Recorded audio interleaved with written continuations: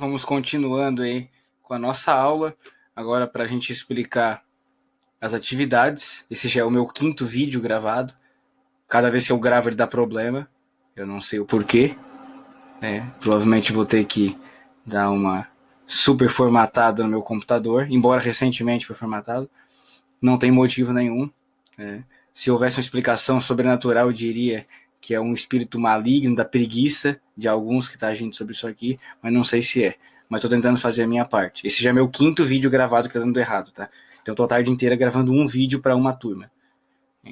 Sendo que eu tenho todo o material necessário e tudo funcionando, e isso é irritante. Mas vamos continuando. Perceber como é trabalhoso. A diferença entre fazer o exercício e executar o material é enorme. Mas vamos nessa, né? Desculpe o desabafo. Questão 1, novamente. Para mim é a 5ª vez. Revendo o capítulo. A gente vai ver então, eu vou corrigir com vocês aqui esses 4 exercícios, que você se lê o texto, você vai encontrar a resposta lá no livro didático, você vai ler um trecho e a resposta vai estar lá, porque é revendo o capítulo. Os outros são aplicando os conceitos, aí já é um pouco mais complexo, porque exige que você entenda os conceitos que possa aplicá-los. Questão 1. Faça um fichamento identificando a evolução da moral em cada um dos 4 estágios indicados por Piaget sobre o desenvolvimento mental da criança. Então está pedindo aqui evolução moral, fichamento é meio que um resumo, né, anotar as principais ideias dos 4 estágios do Piaget. Piaget tem 4 estágios, coloquei aqui em cima: sensório motor, intuitivo ou simbólico, também chamado de pré-operatório, estágio operativo concreto, ou das operações concretas, e o estágio formal, ou das operações formais. O primeiro estágio, do 0 aos 2 anos aproximadamente, não tem desenvolvimento moral, que a criança de 0 aos 2 anos, ela nem tem consciência que ela é um indivíduo, ela começa a adquirir a consciência, segundo Lacan, por volta de 18 meses, experiência do espelho. Então, esse estágio é anomia, amoralidade. Não existe um indivíduo moral ainda, não existe moralidade, consciência da moralidade, e não existem normas, ou seja, existem, mas o indivíduo não tem noção nenhuma que existem. Logo, anomia, predomina a anomia e a amoralidade. O segundo estágio, intuitivo simbólico, chamado de pré-operatório, aí por volta, que vai dos 2 aos 7 anos de idade aproximadamente, tem variações, interpretações. Ele, por volta dos 4 anos de idade, a criança começa uma fase heteronômica. É as regras do grupo, da família, dos membros que convivem com ela diariamente. Então são regras bem básicas de convivência, mas ela começa. Claro que é na base da troca, né? Ela é muito individualista ainda, o egoísmo, o egocentrismo é forte, ela é muito individualista, mas ela já começa ali, fazer umas troquinhas ali, faz para mim que eu faço para ti, troca e etc. Mas ela já começa a heteronomia, ela começa a perceber que existem regras e grupos e padrões de comportamento. No terceiro estágio, que é o estágio operativo concreto, as operações concretas, já dos 7 aos 12 anos, ela já começa o desenvolvimento lógico mais desenvolvido, né? Operações matemáticas, a linguagem, onde ela já começa a compreender que existem regras sociais, compreender que existem regras sociais, existe um sistema de regras, tem leis, e ela começa ali a ter consciência disso. Começa, ó, dos 7 aos 12 anos, ela começa a ter consciência que existem regras na sociedade. Que aí é a fase heteronômica. Aí vai desenvolvendo cada vez mais a heteronomia. Por volta dos 12 anos, aproximadamente, começa o último estágio, que é o estágio das operações formais, ou operativo formal, ou estágio formal, ou estágio lógico-dedutivo, lógico, hipotético, dedutivo, também alguns chamam assim. Nesse estágio, começa o desenvolvimento da autonomia. Começa o desenvolvimento da autonomia. Deixar bem claro, o Piaget ele não está focando em idades, até porque os estágios são necessários, não dá para pular estágio. Mas dependendo do ambiente, as idades podem sofrer várias alterações. A partir dos 12 anos, o indivíduo vai tomando consciência cada vez mais da heteronomia e vai desenvolvendo a sua autonomia, ou seja, autodeterminação. Ele começa a compreender que existe uma sociedade, existem regras de convivência, existe a legislação, e ele tem que fazer escolhas e é responsável por elas. Claro que é uma fase de muita indecisão, né? Porque parte ali da adolescência, aquele período de não sou criança, mas não sou adulto, né? Não quero agir como adulto, assumir a responsabilidade de adulto, mas também não quero que me tratem como criança.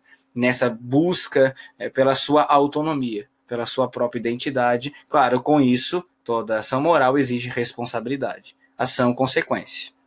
Não punição, consequência, resultado, né? Toda ação moral tem uma consequência.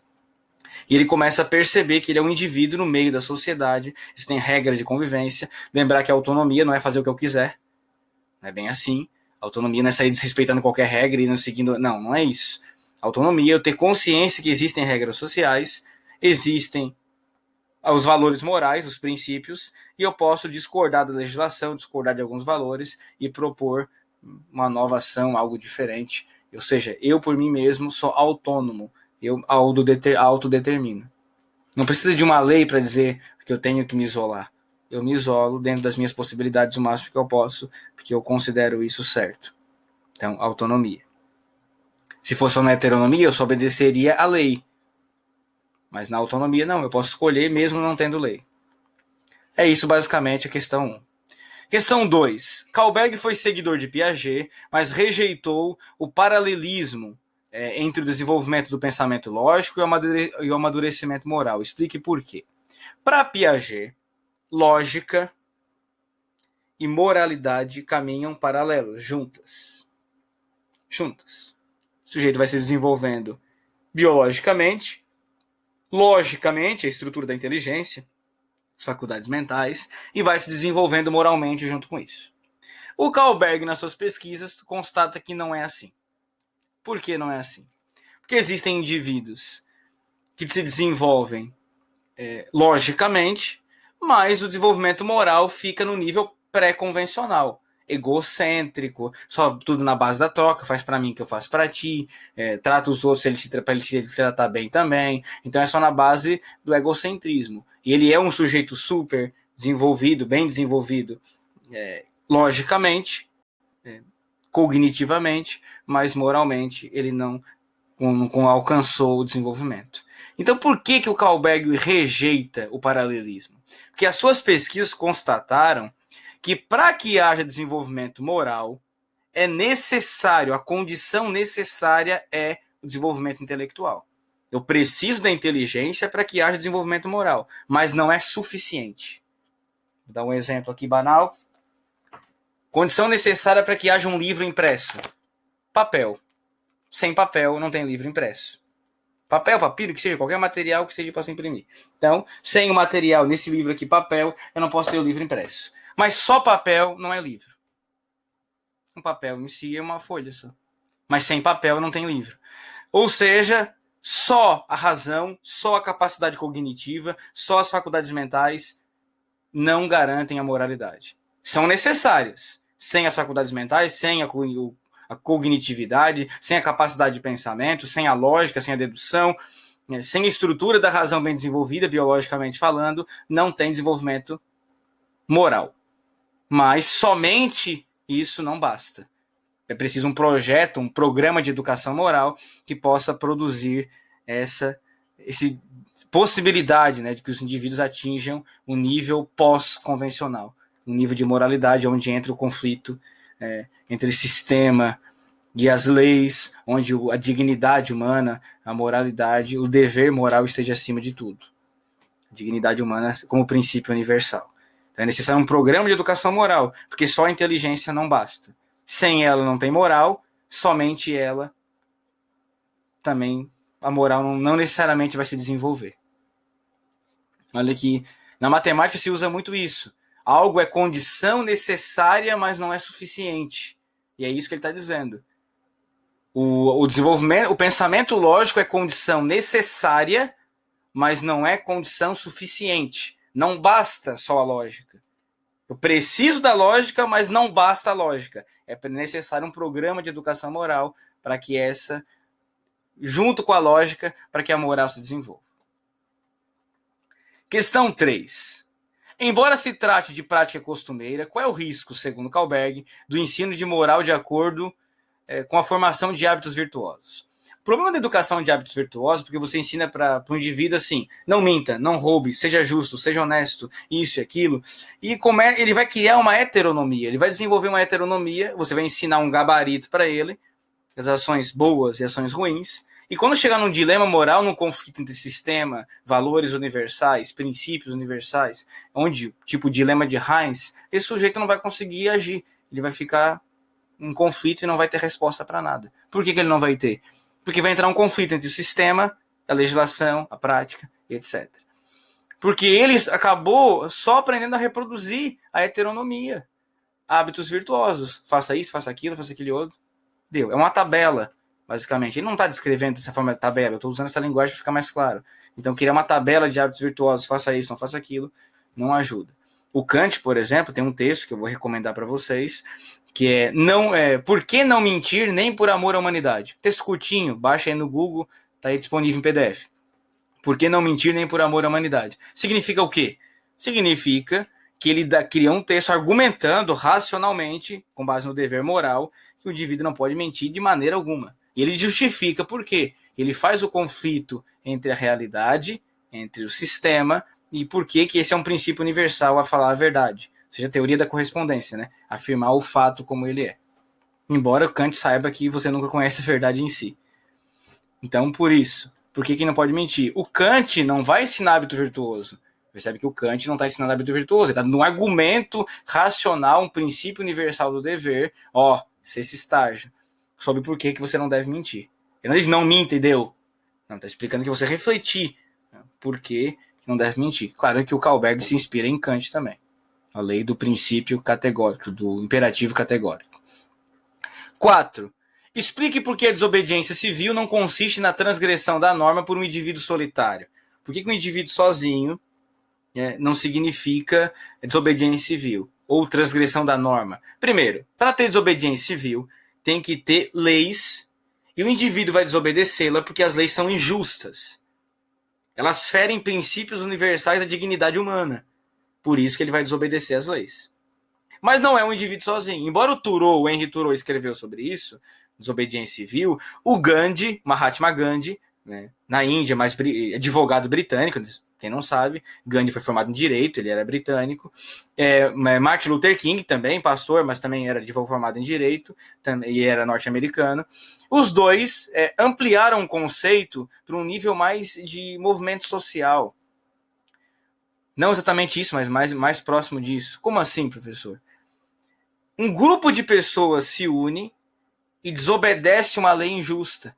E porque é um dever moral do indivíduo desobedecer as leis injustas. Exemplo, lá na Índia, os britânicos colocaram uma regra, tem que... Deu um probleminha aqui no Lume. Ele vive dando problema, esse aplicativo. Já volto aí. Voltei. Então, perdi o raciocínio, voltando aqui. O que o Gandhi... houve uma imposição a Índia era colônia britânica, né?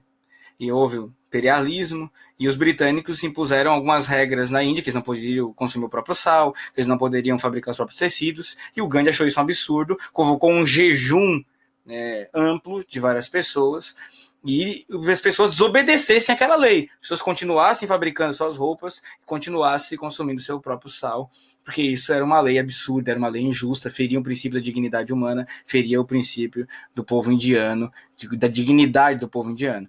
E por isso é um exemplo de desobediência civil. Ele, advogado, né, que depois largou tudo em nome de uma causa maior. O Martin Luther King é a mesma coisa. Ele nos Estados Unidos, os negros eram segregados, extremamente segregados, né? Tinha escola para negro, bairro para negro, comércio para negro, etc. Tudo separado dos brancos. E o Martin Luther King percebe, isso aqui é absurdo, não dá para aceitar isso. Vamos desobedecer as leis injustas. Ele organizava manifestações para o povo desobedecer aquelas leis injustas. Então, exemplo, por isso que não é a transgressão da norma para um indivíduo solitário. É transgressão da norma de uma regra injusta, de uma lei injusta, por um grupo coletivo de pessoas, né, com a proposta, né, de produzir conscientização da sociedade para que a lei seja mudada, etc. Leia a citação de Bárbara Freitas, o texto anterior, né, é do mesmo livro, e responda as questões. Os gregos diferenciavam, como sabemos, entre dois conceitos distintos de tempo, cronos e kairos. O primeiro conceito refere-se à passagem contínua do tempo, daí cronologia. Cronos refere-se a um deus da mitologia grega que comia os filhos. Então o tempo consome tudo, é o passar do tempo. minutos, segundos, que a gente criou formas de medir, né? Minutos, segundos, dias, meses, anos, séculos, milênios, etc. E o segundo conceito refere-se ao momento certo, maduro para certos eventos. Há também, no caso da psicogênese, da origem, da evolução, do desenvolvimento infantil, momentos certos, kairos, para promover o pensamento lógico, a moralidade autônoma e a competência linguística. Sociedades que se omitem e não fornecem as condições materiais e sociais adequadas para as novas gerações nos momentos certos perdem a oportunidade de criar cidadãos maduros capazes de assumir com responsabilidade e autonomia suas funções na sociedade. Letra A. Porque, segundo Piaget e Kahlberg, o desenvolvimento do pensamento lógico e da moralidade não diz respeito apenas a uma evolução mecânica do psiquismo infantil. Por quê? Qual o problema? Esse aqui tá de brincadeira comigo. Então, por que, segundo Piaget e Kahlberg, o desenvolvimento do pensamento lógico e da moralidade não diz respeito apenas a uma evolução mecânica do psiquismo infantil? Porque não é só o desenvolvimento por ele mesmo. Existem as condições do meio social, o meio, a relação com o meio, com a realidade concreta, relação cultural, onde o indivíduo está inserido, a influência do meio social, as pessoas, o quanto ele é incentivado, tudo isso tem uma relação. Não é uma relação mecânica automática que vai acontecendo. É algo que é planejado, é algo que é pensado, é algo que é construído. Existe um momento certo para cada coisa. Eu não posso forçar uma criança de 2 anos a aprender a ler e escrever. Não é kairos. Não é o momento certo. Ela não tem as condições ainda desse desenvolvimento, dessa aprendizagem. Então é isso que ele está dizendo. Não é apenas uma evolução mecânica. É uma relação histórico-social. É uma relação que tem uma relação com o meio onde o indivíduo está inserido. B. Analisando as teorias de Piaget e Kahlberg, em que sentido podemos destacar o conceito de kairos na educação moral? Kairos é o momento certo, e analisando a teoria de Piaget e Kahlberg, ele percebe que existe um momento certo para tudo, kairos. Então, ser mais simples possível. E eu não posso ensinar autonomia sem ensinar a heteronomia. Eu não posso pular estágio, eu não posso que o indivíduo já adquira o nível de pós-moralidade ou pós-convencional assim. É um momento certo, é uma evolução que ela passa por várias etapas. Então, por isso, analisando as teorias de Piaget e Kahlberg, o kairos se encaixa muito bem. Por exemplo, a Piaget, até os 12 anos, é um momento de heteronomia, que vai se construindo os 4 e vai construindo até os 12 a heteronomia. Depois a heteronomia continua, para só depois, na fase adulta, ele vai construindo a autonomia. Consciência das regras de convivência e que ele pode escolher sobre isso, deliberar sobre isso. Para o Kahlberg, é uma questão de desenvolvimento biológico também, tem influência, mas não é só isso. Tem gente que desenvolve biologicamente e mesmo assim não vai no sentido moral, não desenvolve no sentido moral. Para Kahlberg é preciso de um programa educacional, claro que é o momento certo, principalmente na adolescência, programa de educação moral nas escolas, para que haja um desenvolvimento moral, que é o momento certo. É ali, é na adolescência, é na infância e na juventude. Esse é o kairos, esse é o momento certo. Depois é difícil de voltar atrás. Depois que o indivíduo já está formado, lá com sua fase adulta, é difícil você conseguir reeducar as pessoas para um nível de moralidade. Porque na formação delas, é ali que vai se construindo os princípios, as regras, as suas ideologias, e é naquele início de formação que é necessário, ali é o momento certo. C. O conceito de kairos nos coloca diante da questão política, que envolve a intenção de educar moralmente as crianças. Explique por quê. É lógico. Sociedades que se omitem e não fornecem as condições materiais e sociais adequadas para as novas gerações nos momentos certos, perdem a oportunidade de criar cidadãos maduros, capazes de assumir responsabilidade e autonomia em suas funções. A sociedade é uma questão política, porque é uma questão que tem a relação com a polis, com a cidade, com a vida em sociedade, com a coisa pública. É a responsabilidade dos estados e das comunidades, do setor privado em geral, produzir esse desenvolvimento moral, produzir no indivíduo um programa de educação, claro, científico, filosófico, literário e também um programa de educação moral. Então é uma questão política por isso, porque envolve toda uma sociedade, envolve aspectos culturais. Muitas vezes não é feito justamente por isso, porque não se quer que o indivíduo entre em conflito com as leis e os princípios universais da pessoa humana. Já pensou se todo mundo tivesse um nível de pós-moralidade, de pós-convencional? Os governos estariam ameaçados. Já pensou? Quem tem o poder na mão tem o currículo na mão. E o currículo ele é uma forma de poder. Quanto você tem que saber, existe uma educação, até você tem que saber, mas dentro disso aqui, dentro dessas possibilidades, se você souber mais, você vai querer me derrubar. Então eu não posso aceitar que você me derrube. Olha, existe uma jogada aqui. Outra questão que comentar nesse aspecto aqui é Kairos, é o momento certo. Vai pular para outra questão, porque existe um momento certo para tudo. E o que percebe-se muito na atualidade, claro que muitos não por escolha, mas por necessidade, porque o Estado, as sociedades, a sociedade de forma geral, não dão as condições materiais e sociais necessárias para que o indivíduo se desenvolva para a educação das novas gerações. O indivíduo, por exemplo, com 12, 13, 14, 15 anos, ele tem que priorizar o trabalho ao invés do estudo. Percebe? Então, a prioridade dele é trabalhar já, muitos por necessidade, até desde a infância, né? Bairros periféricos, maioria, uma boa parte, nem frequenta a escola. É uma realidade brasileira, principalmente brasileira. Então, percebam que a gente troca o momento certo. O momento certo do trabalho, não que o trabalho seja ruim, trabalho de atividade humana transformar a natureza, eu digo trabalho assalariado, 40 horas por semana. Pô, criança, adolescente não pode 40 horas, é 20 horas como aprendiz, menor aprendiz. Tem uns trabalham 40 horas por semana, por necessidade, muitos. E aí perde o momento certo da aprendizagem, o momento da estrutura básica de formação, que é ali o desenvolvimento dos conceitos, da aprendizagem lógico-dedutiva e do desenvolvimento moral, e acaba sendo prejudicado numa vida. E isso é culpa de quem? Do indivíduo? Culpa da sociedade, culpa de um conjunto, de uma estrutura sistêmica que garante ao indivíduo isso. Que o Estado, a sociedade em geral, não vou culpar só o Estado, mas as instituições políticas públicas e privadas deveriam garantir, né, a oportunidade do indivíduo, fornecer as condições materiais e sociais para que ele possa receber uma educação adequada, autônoma, responsável perante a sua função na sociedade. Crítica também. Então isso é importante. Essa é a proposta de uma educação que deveria ser, mas não é assim. Por que não é assim? Porque muitas vezes eu prefiro trabalhar, são exemplos aqui, prefiro trabalhar aos meus 14, 15 anos de idade para comprar um iPhone, sei lá que número que tá, 12, 15, sei lá o que for, para poder aparência, né, ostentar alguma coisa, aparecer, etc. Porque isso que é o que traz a felicidade hoje, do que priorizar a minha formação, minha escolarização e a minha formação moral.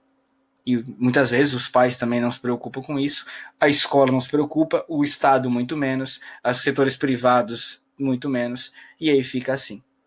Então a gente está condenando muitas vezes, nosso programa de educacional está condenando moralmente, economicamente, socialmente, culturalmente, muitas gerações. Percebam? Porque perdemos Kairos, deixamos o tempo, o momento certo passar. Eu vejo muito disso, Enem. Tá aproveitando para crítica pessoal aqui, mas tem a ver com conteúdo, Kairos. Primeira série você fala, colega, você quer entrar na universidade e tal, tem o Enem, ele não é para isso, mas ele, por meio do Enem, você consegue o ProUni, que é um programa para que alunos que não têm condições, que eles possam entrar na universidade privada com bolsa, ou o SISU, que garante oportunidade, algumas vagas na universidade pública, institutos federais, etc. Se você estudar desde já bastante, você vai chegar lá e você vai passar de boa, vai conseguir entrar na universidade e cursar o que você pretende, né, no sentido de formação acadêmica, o que você quiser.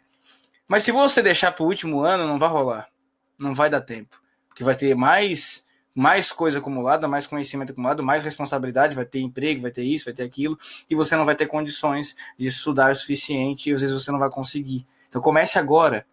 Aí muitas vezes o indivíduo, primeira série, acha que é besteira, na segunda série, acha que é besteira, chega na terceira série, meio do ano, aí ele quer responsabilizar o professor, muitas vezes o professor que não tem culpa de nada, tá ali para ajudá-lo, para estender a mão para ele, e ele quer responsabilizar o professor, porque não consegue passar no Enem, porque não tem tempo para isso, porque não tem tempo para aquilo, mas percebe que é o momento certo. É Kairos.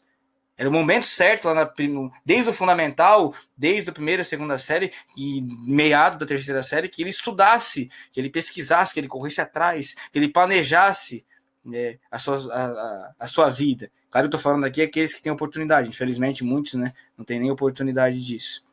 Porque há uma necessidade de trabalho, mas necessidade por sobrevivência mesmo. Que aí, isso é uma triste realidade social do que o nosso sistema histórico, capitalista, nos proporciona. É triste. Então percebam isso, essa reflexão deixar para vocês. Não esperem o momento. O momento certo é agora. O momento certo não é depois. Existe um momento certo, e o momento certo é esse. E depois existem consequências.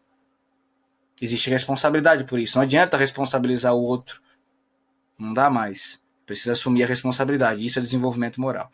Claro que isso não é culpa do professor, isso não é culpa da escola em si, isso é culpa de um sistema organizado, né, que não proporciona as condições materiais e sociais adequadas para as novas gerações. Com base na seguinte citação de Montesquieu, filósofo do século XVIII, identifique os 3 níveis de moralidade segundo Kahlberg. Se eu soubesse de algo que fosse útil a mim, mas prejudicial à minha família, eu rejeitaria do meu espírito. Ou seja, mim e minha família, nível pré-convencional. Eu e minha família. Baseado no egocentrismo. Se eu soubesse de algo útil à minha família, mas não à minha pátria, procuraria esquecê-lo. Ou seja, nível convencional. Sociedade, as regras sociais, a pátria. Um exemplo. Se soubesse de algo útil à minha pátria, mas prejudicial à Europa, ou então útil à Europa, mas prejudicial ao meu gênero humano, consideraria isso como um crime. Ó. Se soubesse de algo útil à minha pátria, mas prejudicial à Europa, ao país dele, mas à Europa toda, né, ou útil à Europa, mas prejudicial ao gênero humano, consideraria isso um crime. Aí já começa ali, é uma transição ali, né, entre nível convencional e pós-convencional, seria o 5º estágio. Ele começa a perceber que existem valores, né, essenciais do gênero humano, como se destaca aqui, e ele consideraria isso um crime, isso uma barbárie, uma injustiça. Mas como está usando a palavra crime, ainda fica no nível convencional. Mas já começa uma reflexão sobre o nível pós-convencional aqui. Ó. Se eu soubesse de algo útil à minha pátria, mas prejudicial a toda a Europa, ou então, aqui ainda é convencional, ou então, útil à Europa, mas prejudicial ao gênero humano, consideraria isso um crime. Aí já começa aqui o 5º estágio, o conflito entre as leis e o sistema. Última questão. A foto produzida abaixo representa a recusa de Rosa Parks, símbolo do combate ao racismo nos Estados Unidos, de ceder seu assento em um ônibus na cidade de Montgomery a um cidadão branco. A atitude de Rosa completou 60 anos em dezembro de 2015 e pode ser interpretada como um ato de desobediência civil, pois, ao contrariar as leis de segregação racial, visava garantir os direitos civis da parcela negra da população. De acordo com as leis que regiam Montgomery, um cidadão negro que usasse o transporte coletivo poderia se sentar apenas nos últimos bancos. E, se caso houvesse algum cidadão branco em pé, deveria ceder seu assento. Na época, Rosa foi condenada, presa e multada por sua postura, que hoje é exemplo da luta em defesa da igualdade. Com base nisso, responda as questões abaixo. Uma atitude ousada, né? Desobediência civil, desobediência a uma lei injusta. Se considerarmos os níveis de teoria de Kahlberg, em que estágio se encontra a atitude de Rosa Parks? No nível pós-convencional. Já está no nível de... Aí depende do ponto de análise. Acho que também depende do ponto de análise. Pode estar no 5º estágio ou pode estar no 6º estágio. Porque ela está vendo o conflito entre o sistema, né? Mas ela está desobedecendo uma lei injusta. Só porque ela é negra. Então, será que ela não está representando a sua própria classe? Representando a sua própria etnia? Então tem que analisar por esse ponto. Mas com certeza ela estava respeitando a igualdade, a defesa da igualdade do ser humano, independente da cor da pele. Muito provável por isso. Fora de contexto é complicado de formar um argumento sólido, só com esse texto aqui. Mas se ela estava se revoltando contra uma lei injusta em nome da humanidade, um princípio da dignidade humana, logo é sexto estágio, sem dúvida alguma, nível pós-convencional. Por que Rosa Parks pode ser considerada exemplo de educadora moral? Porque o exemplo dela é um exemplo de luta contra as leis injustas. É um exemplo onde uma postura da defesa da igualdade. É profunda essa atitude dela. Por ela não ceder o lugar. Embora a lei disse, não, tem que ceder. Se tiver um branco, chegar um branco, você senta no final. Se tiver um branco, você tem que ceder o lugar. E ela não cedeu o lugar. E foi incriminada por isso, presa e etc. Então percebam que ela é um exemplo de educadora moral, porque ela está dizendo, opa, pessoal, essa lei é absurda. E essa lei está desrespeitando o princípio universal do direito humano, o princípio da pessoa humana, a igualdade, a dignidade humana. Então ela fere princípios universais. É um exemplo de uma educação moral pelo exemplo, pela prática. Professor, desobediência civil, no Conselho de Turô, sim, foi desobediência civil. No sentido amplo, levantado por Martin Luther King e por Gandhi, não, porque foi sozinha. Foi só ela sozinha. Mas foi desobediência civil, sim. Ela desobedeceu uma lei injusta. A lei dizia, não, faça isso. Ela preferiu respeitar o princípio humano e deixar o exemplo do que seguir a lei. Um exemplo ótimo de atitude. Da Rosa Parks. Então, corrigi até a 7. Essas são as questões. A 8 era só uma pesquisa de debate. E a 9 uma dissertação. Depois a gente vai ver sobre o assunto. Um abraço, espero que tenha ficado claro. Quaisquer dúvidas, poste nos comentários.